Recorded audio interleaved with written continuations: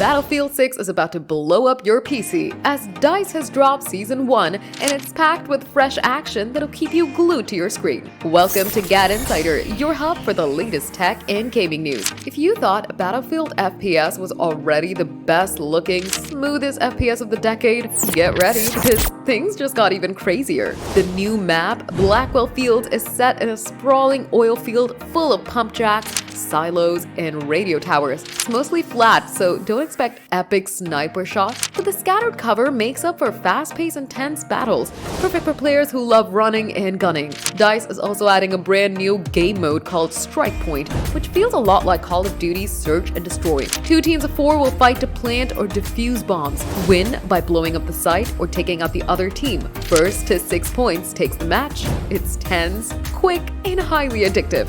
Transport gets a serious upgrade too, with a Traverser Mark II, a heavily armored vehicle with a mounted gun that actually makes moving across the map exciting instead of feeling like imprisonment. And what's a new season without fresh arms? Get ready to have the SOR 300SC carbine, GGH-22 sidearm, and a mini scout sniper rifle, all designed to shake up the way you play.